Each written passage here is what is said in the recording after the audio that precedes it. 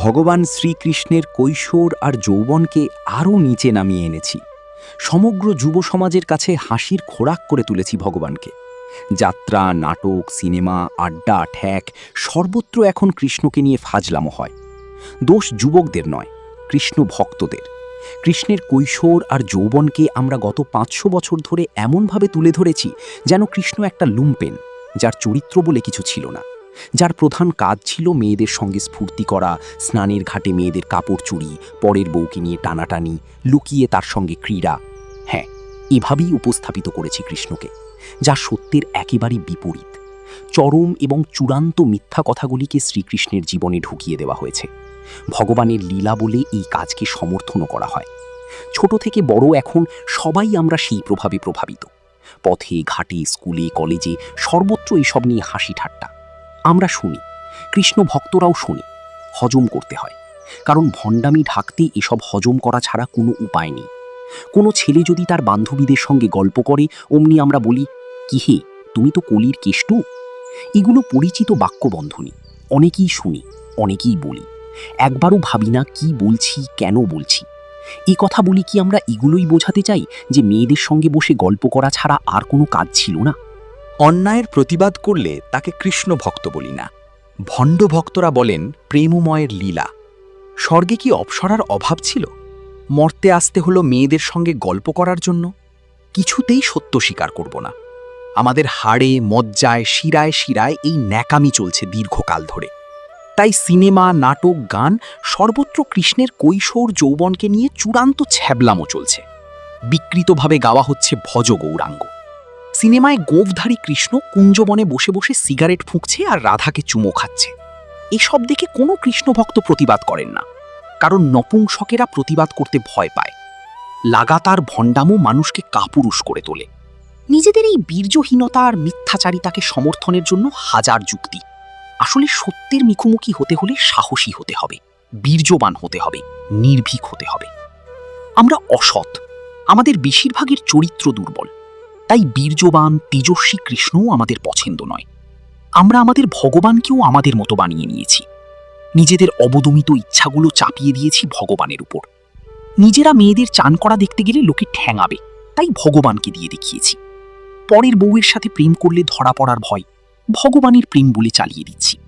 বয়সকালে একটা মানসিক তৃপ্তি তো পাওয়া যাচ্ছে, ভক্তিও হলো আবার তৃপ্তিও হলো।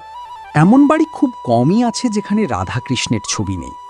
রাধাকৃষ্ণের যুগল মূর্তিতে প্রায় সব বাঙালি বাড়িতে। শিখিপুচ্ছধারী, বাঁশিধারী কৃষ্ণের পাশে রাধা, এ ছবি আমাদের চিরচেনা। এখন তো এমন অনেক সংগঠন আছে যারা কৃষ্ণের থেকে রাধাকে বেশি গুরুত্ব দেন। আমরা যদি গাল গল্প ভালো না বাসতাম তাহলে কখনোই এগুলো সম্ভব হতো না। তমাল তলায় কৃষ্ণ রাধাকে নিয়ে দোল খাচ্ছে, এটা ভাবতে ভালো লাগে, কিন্তু যুক্তিতে টেকে না। একবারও ভাবি না কৃষ্ণের গোটা যৌবনটা যদি রাধাকে নিয়ে দোল খেতে খেতে কেটে গেল, তাহলে এত যুদ্ধ বিগ্রহ, কংস, শিশুপাল, জরাসন্ধ বধ, কুরুক্ষেত্র যুদ্ধ পরিচালনা এসব কখন করলেন? দুটো চরিত্রকে মেলানো যাবে কিভাবে? যার জন্ম দুষ্কৃতীদের বিনাশ আর সাধুদের পরিত্রাণের জন্য, তিনি রাধা নামের এক পরস্ত্রীকে নিয়ে তমাল গাছে দোল খাবেন, এ তো অতি বড় কষ্ট কল্পনা। তবুও আমাদের ছেলে মেয়েদের মন থেকে কৃষ্ণের সেই তেজস্বী রূপটাকেই মুছে দিতে পেরেছি আমাদের দীর্ঘদিনের ভণ্ডামো আর মিথ্যাচারিতা দিয়ে। দাদের ধারে ধারে চুলকেও তৃপ্তি পাওয়া যায়। প্রায় বছর 10 আগের কথা। এক কৃষ্ণ ভক্তের বাড়িতে বসে আছি। তার বাড়ির দেওয়ালে রাধাকৃষ্ণের ছবি, যেমন থাকে জড়াজড়ি করে, রাধার প্রায় শিথিল বসন। হঠাৎ ক্লাস 5-এ পড়া ছেলেটি তার বাবাকে জিজ্ঞাসা করে, আচ্ছা বাবা, রাধা কি কৃষ্ণের বউ? বাবা নিরুত্তর। অনেক কষ্টে ঢোক গিলে বলেন, নারী, বউ নয়। ছেলের মা বাবা পরস্পরের দিকে তাকায়। 9-এ পড়া দিদি পড়া ছেলে উঠে এসে বলে, তুই জানিস না, রাধা কৃষ্ণের মামিমা ছিল। ছেলে বলে, তাহলে ওরকম জড়িয়ে ধরেছে কেন? বাবা মা নিরুত্তর। আসলে আমাদের প্রতিক্রিয়া যে কি সুদূর প্রসারী হতে পারে তা ভাবি না। আমরা নব নব তত্ত্বের অবতারণা করি। আমরা বলি রাধাই কৃষ্ণের শক্তি, আবার সেই শক্তির নানা নাম দিই। শিশু কিশোররা এসব শক্তিও বোঝে না, তত্ত্বও বোঝে না। ছোট থেকে ওই ছবি দেখতে দেখতে তাদের মনে আঁকা হয় কৃষ্ণ বনে বনে বাঁশি বাজিয়ে ঘুরে বেড়াতো আর নিজের মামিমার সঙ্গে ফস্টি নস্টি করত। সেটাই তাদের মনে থাকে সারা জীবন। আমি জানি কৃষ্ণ ভক্তরা এসব শুনে রেগে যাবেন, কারণ এগুলো সত্য। সত্য শুনলে সবার রাগ হয়। খোঁড়াকে খোঁড়া বললে, কানাকে কানা বললে রেগে যায়। সুতরাং এসব শুনে ভণ্ড ভক্তরাও রেগে যাবে। কৃষ্ণের জীবনে আদপে রাধার অস্তিত্ব ছিল কিনা তা নিয়ে সংশয় আছে। রাধা তত্ত্বের অসারতা প্রমাণ করার জন্য আলাদা একটা বই লেখা যায়। কৃষ্ণের জীবনে যে রাধার বিন্দুমাত্র প্রভাব নেই তাও প্রমাণ করা যায়। অথচ আমরা সেই গাল গল্প বিশ্বাস করি। আমরা মুখে বলি যা নেই ভারতে তা নেই ভারতে, অর্থাৎ মহাভারতে যা নেই তা ভারতবর্ষে নেই। মহাভারতের প্রতিটি পাতা আঁতিপাতি করে খুঁজেছি, কোথাও রাধার নাম পর্যন্ত নেই। অথচ রাধা ছাড়া বাকি অনেকের আছে। কৃষ্ণের জীবন দর্শন গীতা। গীতা সারা পৃথিবীর সর্বশ্রেষ্ঠ গ্রন্থ। গীতার কোথাও রাধা নেই। অথচ এমন নয় যে মহাভারতে কোথাও রাধার নাম উল্লেখের জায়গা ছিল না। নারদ নিয়ে যাচ্ছে কৃষ্ণকে গোকুল থেকে, সকলে আকুল। সত্যভামা, রুক্মিণী সহ অনেকের নাম আছে, রাধা নেই। পাণ্ডবদের কাছ থেকে ছুটি নিয়ে গোকুলে যাচ্ছেন কৃষ্ণ। নিজের বাবা মা, পালিত বাবা মার জন্য মন খারাপ, আরও অনেকের জন্য মন খারাপ। রাধার নাম নেই। মহাভারতের শেষ পর্বে কৃষ্ণের বহু প্রিয়জন, বহু সখীর নাম আছে, রাধার নাম নেই।